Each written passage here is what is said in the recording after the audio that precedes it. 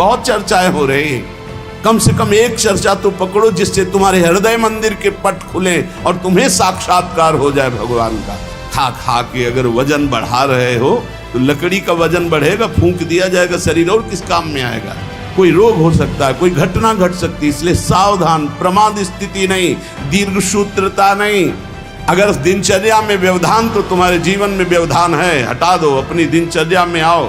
दिनचर्या ठीक होनी चाहिए। स्मार्ट, बड़े स्मार्ट बने हो, माया से थोड़ी तुम्हारी स्मार्ट गिरी चलेगी। बहुत बड़ा प्रभाव पड़ता है, आपको अनजाने में पतन के मार्ग में आपको ले जाएगा।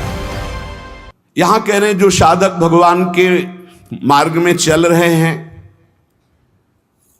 उनके लिए सावधानी की बातें हैं। बहुत सावधान होकर सुने और इनसे बचें।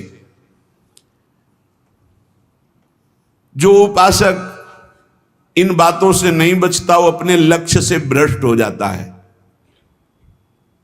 इसलिए बहुत काम की बात है।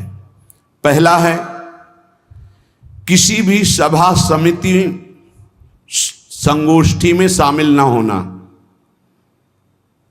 जहां एक दूसरे की कटाक्ष हो रही हो, जहां एक दूसरे की निंदा की जा रही हो, जहां ये सब नहीं, इसमें नहीं फंसना। साधक को नहीं फंसना। भगवत प्राप्ति करने वाले साधक को सबसे पहले बचना है। आ जाना, वहां सभा है, आज वहां समिति है, वहां ऐसा संगोष्ठी है, इस विषय की चर्चा है, नहीं। सत्संग, एकांत सेवन, भगवत सेवा, सत्संग, इष्ट मिले और मन मिले, मिले भजन रस रीति, तहां निसंग कोहे मिलिए, तासों कीजे प्रीति। कभी नहीं गए।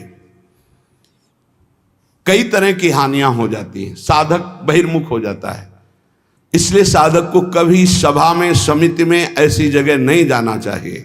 मना कर रहे हैं।